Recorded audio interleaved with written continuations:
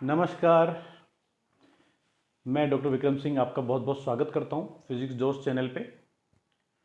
आज हम integral calculation subject के ऊपर अपना वीडियो बना रहे हैं। ये बहुत ही इम्पोर्टेंट टॉपिक है। बगैर आइडिया के डेरिवेशन और इंटीग्रेशन के आइडिया के हम फिजिक्स को नहीं समझ सकते, इसलिए इसका मिनिमम आइडिया तो होना ही चाहिए। तो उसी की सीरीज़ में मैं आपको आज लास्ट पोर्शन है इंटीग्रल कैलकुलस उसका वीडियो बना रहे हैं हम।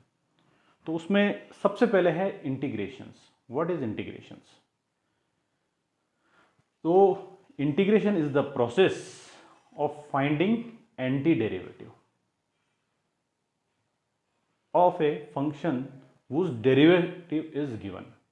यानी किसी भी फंक्शन का डेरिवेटिव आपको दिया हुआ है तो उसका एंटी डेरिवेटिव फाइंड आउट करना इंटीग्रेशन कहलाता है। लेकिन किसके रेस्पेक्ट में?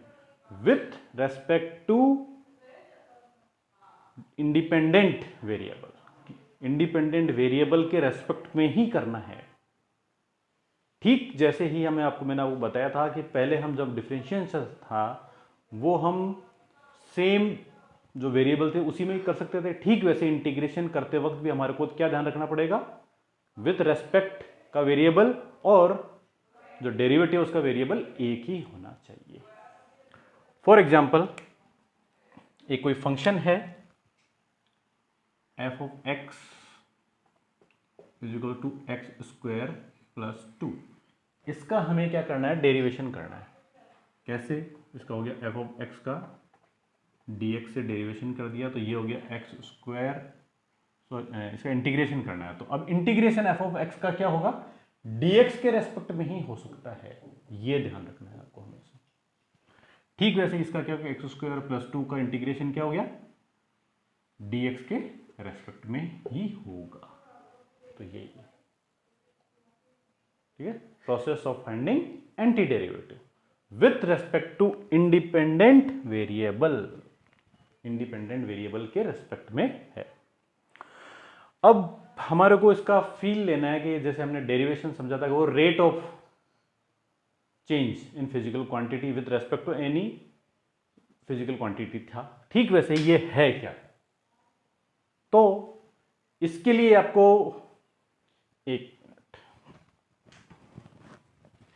इसके लिए सॉरी, मैं थोड़ा सा डस्टर भूल गया था। इसके लिए आपको क्या है, इसका फील लेने के लिए कुछ एक कंसेप्ट की बातें हैं, वो मैं आपको बताऊं, क्लियर करता हूं। वो इस तरह से है, देखिए आप। सबसे पहले आपको क्या है कि एरिया नोशन समझना होगा। इंटीग्रल कैलकुलस समझने के लिए आपको एरिया से भी पहले हम क्या करते हैं, फिजिक्स की लैंग्वेज में एक सिंपल सा डेरिवेशन लेते हैं। जैसे कि for example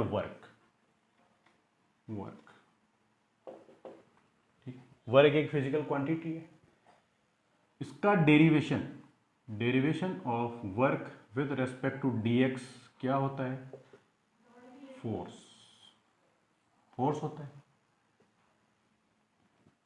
derivation of work with respect to x is force. अब यदि मान लीजिए मैं इसका इस fx फंक्शन का फोर्स को मैं क्या करता हूं? अप्लाई करता हूं, यूज करता हूं। उसकी सहायता से मैं क्या करता हूं? वर्क निकालता हूं। तो अब देखो कैसे निकाला जाएगा, उसके तरीके बताता हूं। अब ये फोर्स जो क्या है, दो प्रकार का हो सकता है, 2 टाइप्स का हो सकता है। कैसा? पहला तो है कांस्टेंट और दूसरा है वेरिएबल।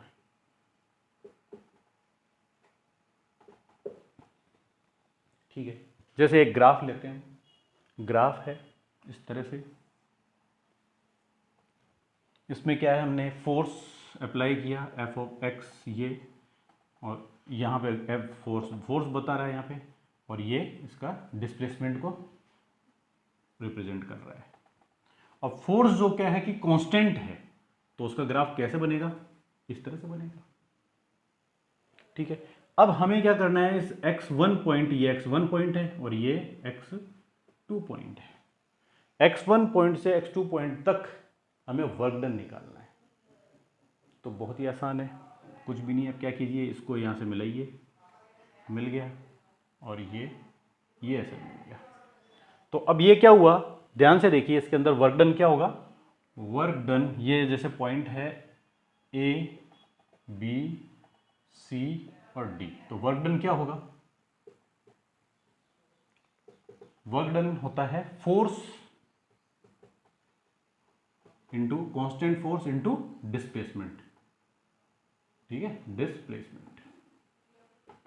तो ये क्या हो गया, ध्यान से देखिए आप, फोर्स तो होगा एफ एक्स, तो ये एफ एक्स क्योंकि इसकी वैल्यू हर जगह यही चल रही है, इनटू डिस्प्लेसमेंट यानी x1 minus x2 minus x1। तो इससे क्या होगा, हमें वर्क डन फाइंड आउट हो जाएगा, ठीक है। तो अब इस के सेंस में हमें फोर्स वगैरह वर्क डन का फाइंड आउट करना है, तो क्या होगा, it is area of rectangle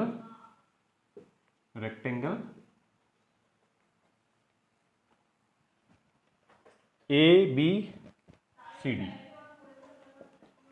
C D rectangle का एरिया ही क्या है, वर्क डन,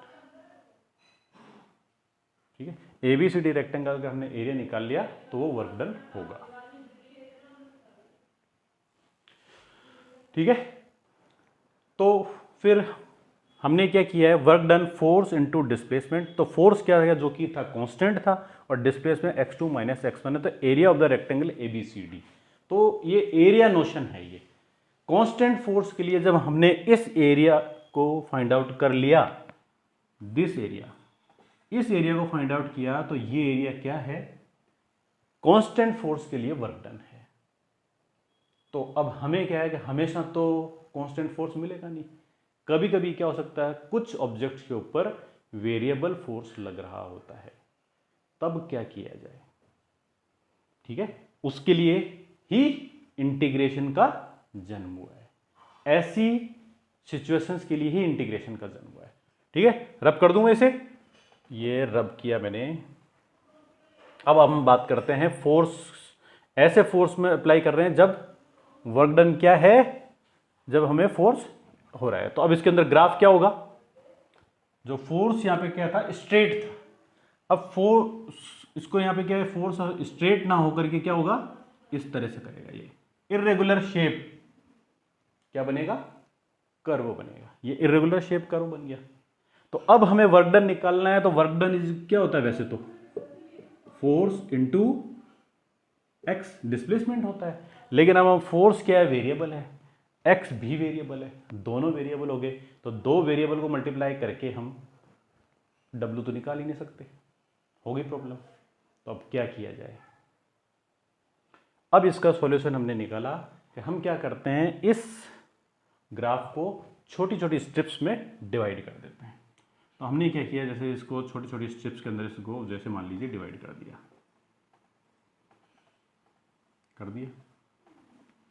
ये इस तरह से डिवाइड हो गई छोटी छोटी स्ट्रिप्स में, ठीक है। मान लीजिए यहीं तक किया है, या चलो x2 तक कर देते हैं। ये वैसे स्टेप्स थोड़ी क्या बड़ी दिख रही हैं, लेकिन मान लीजिए कि ये छोटी छोटी स्टेप्स बहुत छोटी हैं, और छोटी होने पे आप ध्यान से देखेंगे कि जैसे इसको ग्राफ को देखेंगे ना, ये इतनी छोटी होती है कि ये जो कर्व्ड पोर्शन है ना, ये हमें क्या लगेगा, स्ट्रेट लगेगा।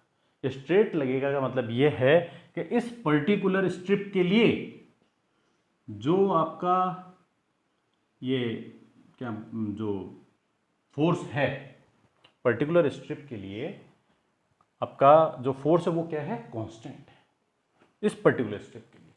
ये इस फोटो में वो देखो बड़ी दिख रही है, लेकिन वैसे क्या है, ये बहुत छोटी सी है, ठीक है। तो अब हम क्या करेंगे, हमारे को निकालना है वर्क डन। तो अब हम वर्क डन क्या करेंगे, पर्टिकुलर इस छोटे छोटे स्टेप्स के लिए वर्क डन निकाल देंगे। तो वो वर्क डन क्या हो जाएगा, work done is equals to summation of f x into delta x, ठीक है, f x into delta x, यानी कि ये जो छोटा सा डिस्प्लेसमेंट हुआ था डेल्टा एक्स, उसके लिए ये समीशन का साइन चलो थोड़ा सा चेंज कर देते हैं, रनिंग का ये हो गया summation of delta x F x, और एफ एक्स क्या होगा इस पर्टिकुलर स्ट्रिप के लिए, क्या हो जाएगा, छोटा हो जाएगा, छोटा हो जाएगा। तब इससे हमें को क्या मिल जाएगा, ये वर्क डन फॉर दिस इस इरेगुलर स्ट्रिप्स मिल जाएगा। तो इंटीग्रेशन कर दिया हमने, क्या है समेशन कर दिया। समेशन के अंदर क्या हो जाएगा, वेयर कहाँ से कितनी जितनी भी स्ट्रिप्स उन सभी स्ट्रिप्स का F x into delta x को मल्टीप्लाई जो निकलेगा, यानी इनके सबके एरिया को हम ऐड कर देंगे, तो वही क्या हो जाएगा, work done for this variable force हो जाएगा। लेकिन ये करेक्ट नहीं होता है, ये 100% करेक्ट नहीं है।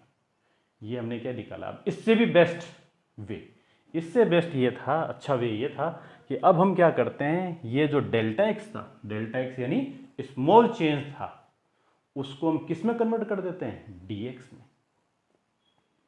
तो work done is equals to f of x into d x. जब हम इस स्ट्रिप के ऊपर वाले इसको इतना छोटा कर देते हैं कि वो dx बन जाए, dx अब जानते हो ना, टेंस टू जीरो, यानी जीरो भी नहीं होती और जीरो के नजदीक भी होती है। जब उसे dx बन जाए तब हमें क्या करना होगा, इस समीशन के साइन को किसमें कन्वर्ट करना पड़ेगा, इंटीग्रेशन में। तो ये वर्क डन क्या हो जाएगा, F of x into d x हो जाएगा। तो कंसेप्ट आपको समझ में आ गया।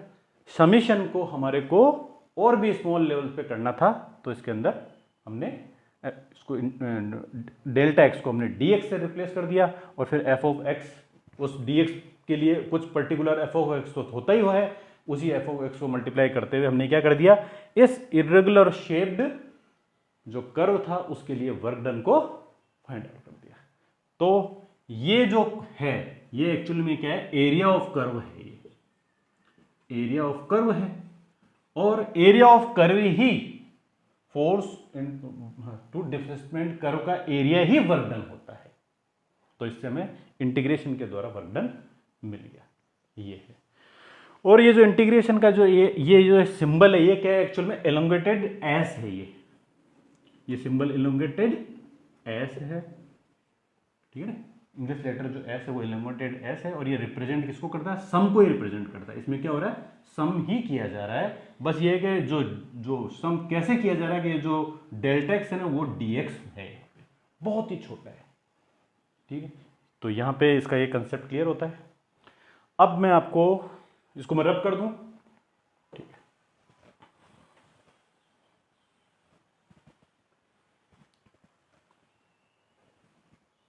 वर्क के कंसेप्ट में कराई दिया आपको मैंने। अब इंटीग्रेशन का सिंबल किसी फंक्शन के तौर में बताता हूं आपको। जैसे मान लीजिए कोई फंक्शन है एफ ऑफ एक्स, ये फंक्शन है। इस फंक्शन का क्या करना है, हमें dx की रेस्पेक्ट में इंटीग्रेशन करना है। तो इंटीग्रेशन करने के लिए क्या लगाना होगा, हमारे को s लगाना होगा, ये सिंबल लगाना होगा। हमने इसका इंटीग्रेशन किया तो उससे रिजल्टेंट क्या मिलेगा, हमें एक नया फंक्शन मिलेगा। तो ये g of x is integration of f x with respect to ds, ये है इंटीग्रेशन का सिंबल। और ये भी अब दो प्रकार का होता है, टू टाइप्स है। टू टाइप्स कैसे है, फर्स्ट है डेफिनेट, इंडेफिनेट, पहले इंडेफिनेट लेते हैं, इंडेफिनेट इंटीग्रेशन, एंड दूसरा है डेफिनेट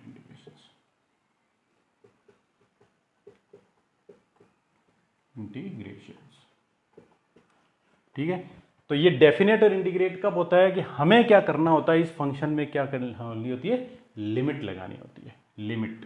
तो लिमिट हम क्या करते हैं भाई, हमने ये जो इंटीग्रेशन किया है वो किस रेंज में किया है।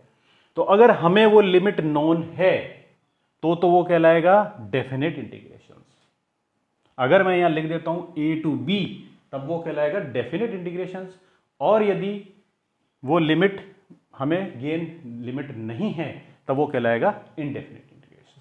तो अभी तक तो ये देखो इनडेफिनेट इंटीग्रेशन है, इसको जब मैं डेफिनेट बनाता हूं तो ये क्या हो जाएगा, a टू b, ये मैंने इसमें लिमिट लगा दी। a टू, ये लिमिट लगाने के बाद में इंटीग्रेशन क्या बन जाएगा, ये g ऑफ x पे लिमिट a टू b, तो इसे हम क्या कहेंगे, g ऑफ b फाइनल, ठीक है, माइनस g ऑफ a, ये हो गया आपका डेफिनेट इंटीग्रल। इसको जब हम क्वेश्चंस करेंगे तब हमें इसका समझ आएगा। ठीक है, नाउ यूज क्या है, दो यूज है इसके। यूजेस फर्स्ट है to find anti derivative of function. कोई भी फंक्शन दिया हुआ है उसका एंटी डेरिवेटिव हमें गेन करना है तो वो हम कर लेंगे। इसको यूज करते हुए हम न्यूटन्स जो motions of equations of motions है उसमें इसका यूज करेंगे। ठीक है, उसमें मैं बताऊंगा आपको कैसे डेरिवेटिव आपको दिया हुआ है और किस तरह से उसे करेंगे। नाउ सेकंड यूज है to find area of irregular shape graph.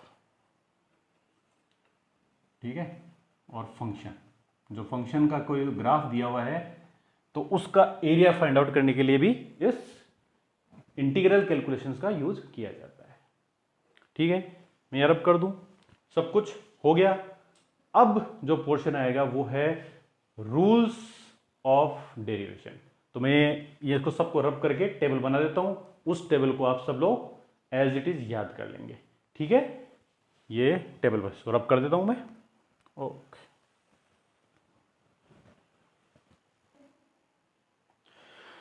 तो देखिए ये एक टेबल है, इस टेबल को नोट डाउन कर लीजिए। और ये आपको, इसमें मैं आपकी कोई हेल्प नहीं कर सकता, ये आपको याद ही करना पड़ेगा। लेकिन एक हेल्प मैं कर सकता हूं, वो हेल्प ये है, इस टेबल को आप ध्यान से देखेंगे तो आप ये पाएंगे कि एक्चुअल में इंटीग्रेशन के कोई फॉर्मूले है ही नहीं, कोई रूल्स है ही नहीं। ठीक है, दरअसल में क्या है, ये इस प्रिंसिपल पे बेस्ड हैं ये सारे rules. Integration is anti derivative of derivation. Derivation का क्या है, इनवर्स है। जो हम डेरिवेशन में करते थे हम उसको क्या कर देना, इंटीग्रेशन में उसका इनवर्स कर देना है। देखिए जैसे फॉर एग्जांपल ये xn का डेरिवेशन इंटीग्रेशन है, तो हम क्या करते थे, xn का जब डेरिवेशन करते थे तब क्या करते थे, xn plus 1 upon n plus 1 करते थे। तो ठीक वैसे इसके अंदर इसका उल्टा कर देंगे, सॉरी n माइनस 1, n बाहर लेते थे और n प्लस 1 कर देते थे, तो यहां n माइनस 1 करते थे, तो यहां क्या होगा, इसका उल्टा हो जाएगा, n plus 1 upon n plus 1 divide हो जाएगा। वहां मल्टीप्लाई होता था और पावर घटाते थे, यहां क्या हो गया, डिवाइड हो गया और पावर क्या कर दी हमने, बढ़ा दी है। ये क्या है, इसमें एंटी काम किया है हमने, जो उसमें जो किया था उसका जस्ट ऑपोजिट है। सी हमेशा आपको एक ऐड करना पड़ेगा, इनकी एक खासियत है। सी ऐड क्यों करना पड़ेगा, क्योंकि हो सकता है कि ये जो इंटीग्रेशन है, डेरिवेशन, जिस भी डेरिवेशन का हम इंटीग्रेशन कर रहे हैं उसमें सी शामिल हो, कांस्टेंट हो सकता है ना वो शामिल, तो इसलिए कांस्टेंट करते हैं, क्योंकि किसी भी इसके अंदर जैसे xn के अंदर क्या है, जीरो तो शामिल है ही ना। xn को हम क्या मान सकते हैं, xn प्लस जीरो मान सकते हैं, तो xn प्लस जीरो मानते हुए इसका हम जो भी रूल है वो लिखेंगे। जैसे sin x dx है तो sin x प्लस जीरो का इंटीग्रेशन, तो sin x प्लस जीरो का sin x का तो गया माइनस cos x और प्लस c। ठीक है, अब देखिए हमें पता है cos x का डेरिवेशन क्या था, sin x minus sin x था, तो यहां पे क्या हो गया, उल्टा कर दिया हमने। तो इस तरह से ये उल्टी टेबल बनेगी, उनका दोनों का जस्ट ऑपोजिट है। ये डेरिवेशन और इंटीग्रेशन के सारे रूल्स वहीं से रूल्स बने हुए हैं, बस कुछ भी नहीं है, ध्यान ये रखना है जो इनके क्या थे, जो ये इन फंक्शंस का जो डेरिवेशन थे, उन्हीं डेरिवेशन का इंटीग्रेशन वो ही फंक्शन होगा जिस फंक्शन का वो डेरिवेशन थे। तो ये उन्हीं को थोड़ा सा रिवर्स करके लिखा गया और कुछ भी नहीं है। ठीक है, नए फॉर्मूले ये नहीं है। ठीक है, अब जैसे ex का क्या होता था, डेरिवेशन ex ही होता था, तो यहाँ पे इंटीग्रेशन ex का फिर ex ही होगा, बस साथ में c जुड़ जाएगा, सभी में c जुड़ता जाना पड़ेगा, ये हमारी मजबूरी है। ठीक है, तो ये 1 ऑफ x dx, ये 1 ऑफ x का क्या होगा, log x होगा। ठीक है, ax का ax अपॉन log a होगा, क्योंकि आपको अपन को ये पता होना चाहिए d ऑफ ax क्या होता है, log ऑफ a ax होता है। ये थोड़ा ध्यान रख लेना, ये मैं पिछले वीडियो के अंदर भूल गया था, ये भी एक फॉर्मूला है, तो इसे भी आप नोट डाउन कर लीजिए। ठीक ऐसे ही ये सारे फंक्शंस है।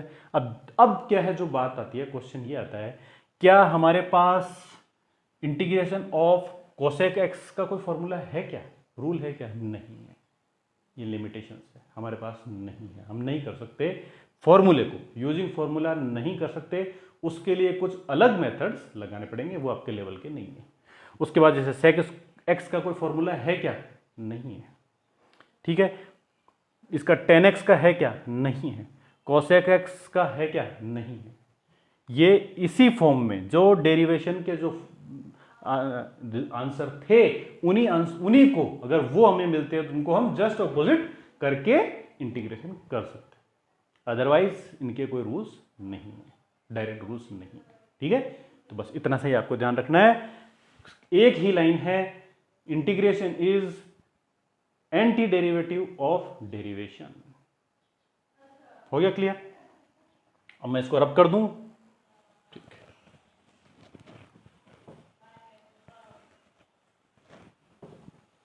अब कुछ 2-3 छोटे छोटे और रूल्स वो हैं, ये है कि यदि मान लो हम इंटीग्रेशन कर रहे हैं किसी फंक्शन का जो क्या है, जो क्या समेशन में, सब्ट्रैक्शन या माइनस में है, तो इसका हमने इंटीग्रेशन करेंगे विद रेस्पेक्ट टू dx, तो रूल अप्लाई होगा integration of u with respect to ds plus minus integration of v with respect to dx।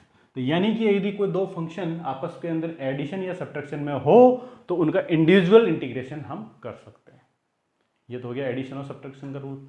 ना सेकंड है कांस्टेंट मल्टीप्लाई का रूल, au dx। तो इसका इंटीग्रेशन करेंगे तो क्या होगा, ये कांस्टेंट बाहर निकल जाएगा और u का आप जो वेरिएबल है उसका इंटीग्रेशन इंडिविजुअल कर देंगे। हो गया सिंपल, कांस्टेंट को आप बाहर निकाल लेंगे, ठीक है। Now third rule, third, first, second, third, integration of u multiplied v with respect to dx का कोई रूल है क्या? नहीं है, माफी चाहूंगा, इसका कोई सिंपल रूल नहीं है, डायरेक्ट रूल नहीं है। इसलिए कभी भी कोई दो इंटीग्रेशन मल्टीप्लाई, दो फंक्शन मल्टीप्लाई में हो तो उसमें आप कोई भी रूल से करने की कोशिश नहीं करेंगे, ठीक है। फिर है integration of u divided by v with respect to dx, है नहीं है। तो ये यानी कि कोई भी दो फंक्शन यदि मल्टीप्लिकेशन या डिवीजन में हो तो उनके ऊपर डायरेक्ट इंटीग्रेशन अप्लाई करने का तरीका नहीं है, ठीक है। हो गया क्लियर? याद रखिएगा ये बातें। अब है अप्लाई लिमिट, ये आपको पता होनी चाहिए। अप्लाई लिमिट, लिमिट हमें क्या अप्लाई करनी है, तो किसी भी इंडेफिनिट इंटीग्रल को हम डेफिनेट इंटीग्रल बना सकते हैं। जैसे फॉर एग्जांपल मान लीजिए कोई फंक्शन है f ऑफ x, उसका डेरिवेशन किया हमने dx के साथ में, तो क्या बन गया, gx बन गया। तो अब हमने क्या किया, यहाँ लिमिट लगाई थी a टू b, और यहाँ तो इसका लिमिट क्या लग जाएगी, फंक्शन पे a टू b लग जाएगी। और जब कैलकुलेशन करेंगे तो ये g ऑफ, ये b इसे फाइनल माना जाता है, और ये तो g of b minus g of a हम अप्लाई कर देंगे। अभी हम इनको क्वेश्चंस करेंगे, तो या आगे जैसे पढ़ेंगे तो जैसे जैसे हमारे ये काम में आएगी वैसे वैसे हो जाएगा। अब मैं आपको कह रहा था कि क्या है, आप इसको जो कभी भी किसी इक्वेशन के अंदर लिमिट को, ये जो लिमिट है इसको आप क्या चेंज कर सकते हो क्या?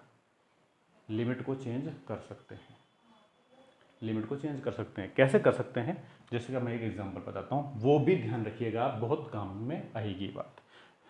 Change limit, rule of changing limit, limit change करने का रूल है, कैसे मैं बताता हूँ आपको।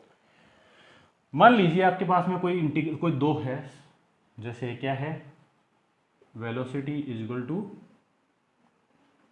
वेलोसिटी और dx, ये है मान लीजिए, वेलोसिटी को हम dx के इंटीग्रेशन कर देते हैं। तो हमने यहाँ पे क्या कर दिया, इंटीग्रेशन कर दिया। अब इसका इंटीग्रेशन क्या करेंगे, हम v1 से v2 पे करेंगे। तो इधर हम जो लिमिट है ना वो क्या कर सकते हैं, v1 कब थी, x1 पे थी, तो ये ऐसे लिमिट इंटरचेंज कर सकते हैं। ये v2 कब थी, x2 पे लिमिट थी, तो इस तरह से लिमिट को चेंज किया जा सकता है। यानी कि x1 पॉइंट पे उसकी वेलोसिटी क्या थी, v1 थी, और x2 x2 पॉइंट पे उसकी वेलोसिटी v2 थी। तो यानी कि हमारे को क्या करना है, लेफ्ट हैंड साइड में लिमिट अप्लाई करनी है और राइट हैंड साइड में लिमिट अलग अलग अप्लाई करनी है। तो इस तरह से कर सकते हैं। फिर मान लीजिए अगर है इंटीग्रेशन ऑफ dt, तो अब टाइम के लिए करनी है तो क्या हो जाएगा, इन दोनों के कोरस्पॉन्डिंग टाइम क्या हो जाएगा t1 और इसका कोरस्पॉन्डिंग टाइम हो जाएगा t2। तो इस तरह से हम किसी भी एक इक्वेशन के अंदर दोनों साइड में LHS और LHS और RHS में अलग अलग लिमिट लगा सकते हैं। लेकिन कंडीशन क्या है, कंडीशन ये है कि ये जो लिमिट्स हैं ये क्या होनी चाहिए, एक दूसरे से कोरेस्पॉन्डिंग यानी रिलेशन में होनी चाहिए, यानी एक पॉइंट पे। अब जैसे ये क्वेश्चन है इसके अंदर क्या है, ये v1 x1 और t1 क्या है, उस पॉइंट की खासियत है, उस पर्टिकुलर पॉइंट मोशन के अंदर पर्टिकुलर पॉइंट की है। उस पॉइंट पे क्या होगा, ग्राफ के उस पॉइंट पे वेलोसिटी v1 होगी तो उसके अंदर डिस्प्लेसमेंट x1 होगा और उस पर टाइम पीरियड t1 होगा। तो ये हम लिमिट इस तरह से अप्लाई कर सकते हैं, ये भी काम आएगा। कभी कभी जब मैं आपको क्वेश्चन करूंगा तब क्या करूंगा, लेफ्ट हैंड साइड में तो ये लिमिट लगा दूंगा और राइट हैंड साइड में ये लिमिट लगा दूंगा, तब घबराने का नहीं है, ये बाय रूल सही। ठीक है, ये लिमिट क्या है, एज पर फंक्शन लगाई जाएगी कि भाई उस किस साइड में, लेफ्ट हैंड साइड में कौन सा फंक्शन है, राइट हैंड साइड में कौन सा फंक्शन है, उस फंक्शन के हिसाब से लिमिट लगाई जाती है। लेकिन लिमिट क्या होनी चाहिए, कॉरेस्पॉन्डिंग होनी चाहिए आपस में, उसी से कर सकते हैं। बस इतना ध्यान रखिएगा, लिमिट ऐसे दोनों साइड में अलग अलग लगाई जा सकती है। हो गया। फिर है आपको चेन रूल। हम क्या करेंगे, कई बार इंटीग्रेशन करते हुए चेन रूल याद रखिएगा। चेन रूल का यूज भी होता है, use of chain rule is common. Chain rule याद है आपको, इसे भी हम यूज इंटीग्रेशन के अंदर करेंगे। ठीक है, इसका भी याद रखिएगा। चेन रूल को यूज करते हुए कई बार इंटीग्रेशन, कई बार क्या करेंगे हम डायरेक्ट नहीं करेंगे। किसी का इंटीग्रेशन करना है हमें तो हम डायरेक्ट इंटीग्रेशन नहीं करेंगे, बजाय उसके हम क्या करेंगे, वहां पहले चेन रूल लगाएंगे और चेन रूल लगाने के बाद हम इंटीग्रेशन को अप्लाई करेंगे। तो ये चेन रूल का भी बहुत यूज होता है। तो यानी दो चीजें हैं जो कंसेप्ट की चीजें, उन्हें याद रखिएगा, बहुत काम की है। तो वो एक तो लिमिट को हम अपनी सुविधा के अनुसार लगाएंगे और दूसरा कभी कभी हम चेन रूल का इस्तेमाल भी। इंटीग्रेशंस को हम क्या करते हैं, कुछ न्यूमेरिकल्स के द्वारा, कुछ एग्जांपल्स के द्वारा समझते हैं और इन पे हम क्या करेंगे, जो भी रूल्स हमने सीखे हैं उनको अप्लाई करते हैं। इनमें लगभग सारे रूल्स अप्लाई हो जाएंगे। तो जैसे फर्स्ट एग्जाम्पल है ये 3x² + 4x³ का derivation integration with respect to ये, तो इसका इंटीग्रेशन करना है, ये इंटीग्रेशन। तो अब देखिए इंटीग्रेशन के अंदर फर्स्ट रूल क्या था, ये दो फंक्शन क्या है, एडिशन में है, तो इसको हम अलग अलग कर सकते हैं। तो हमने क्या कर दिया, यहाँ अलग अलग कर दिया, 3x² dx plus integration of 4x³ dx। ठीक है, अब इसमें हम क्या करेंगे, फर्स्ट रूल लगाएंगे, इसके अंदर एक इंक्रीज करो और फिर जो बना उससे उसको डिवाइड कर दो। तो ये क्या हो गया इसका आंसर, 3x³ अपॉन 3 और इसका बन गया 4x4 अपॉन 4।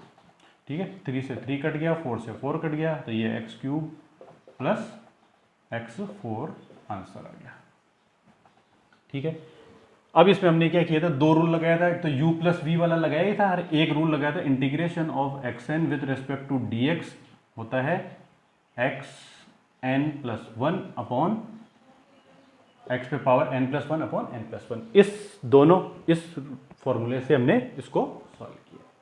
नाउ इसमें अप्लाई करना है, इसमें पहले सबसे पहले वही रूल लगेगा कि इंटीग्रेशन क्या हो जाएगा इसका, इसको हम ये तीन फंक्शंस का एडिशन है तो इसको अलग अलग कर देते हैं।